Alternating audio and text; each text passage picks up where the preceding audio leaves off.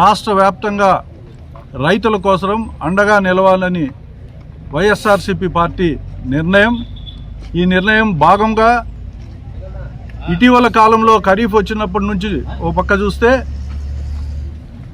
విత్తనాలు సరఫరా కాలేదు, ఎరువులు సరఫరా కాలేదు, పెస్టిసైడ్స్ సక్రమంగా సరఫరా కాలేదు.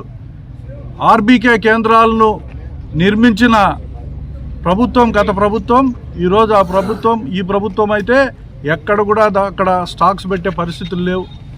రైతులు విపరీతంగా క్యూలలో నిలబడి యూరియా కోసం అలమటించిపోయే పరిస్థితులు.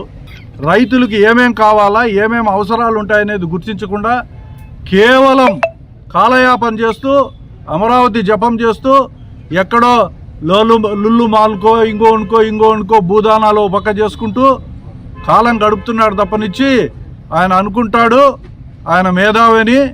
ఇటీవల కాలంలో రుజువైంది ఏంటంటే ఆయన మతిమరుపు వచ్చింది. రైతులు ఏం పని చేస్తాంటారో కూడా ఆయనకు తెలియదు. ఈ రాష్ట్రంలో ఏం జరుగుతూ ఉండేది కూడా ఆయనకు తెలియని పరిస్థితులు ఏర్పడినాయి. ఏదైతే కూటమి ప్రభుత్వం ఈరోజు రైతులకు యూరియా సరిగా సరఫరా చేయకపోవడం, అలాగే ఖరీఫ్ వచ్చి ఒక నెల అయినా కానీ వీళ్ళు విత్తనాలు కానీ యూరియా కానీ అలాగే ఏదైతే రైతన్నలకు అవసరం ఉందో అవి ఫర్టిలైజర్ సరఫరా చేయక వాళ్ళని ఇబ్బంది పాలు చేస్తున్నారు.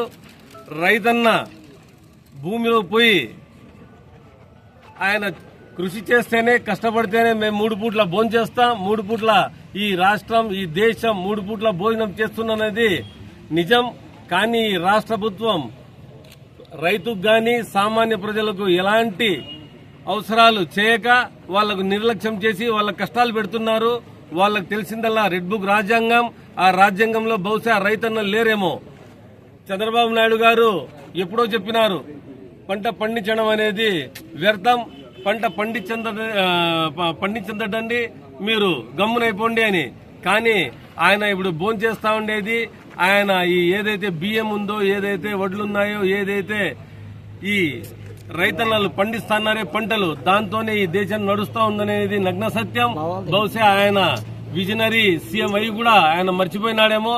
కాబట్టి ఈ ప్రభుత్వం దిగి వచ్చి త్వరగా వెంటనే రైతన్నలకు ఏదైతే అవసరం ఉందో యూరియా, ఖరీఫ్ విత్తనాలు అవన్నీ సరఫరా చేసి వాళ్ళని ఆదుకోవాలని, అలాగే ఈ రాష్ట్రంలో మేనిఫెస్టో ద్వారా ఏదైతే వాళ్ళు వాగ్దానాలు చేసినారో అవన్నీ వెంటనే వాళ్ళు నెరవేర్చాలని వాళ్ళని మేము హెచ్చరిస్తూ వైఎస్ఆర్సీపీ పార్టీ మన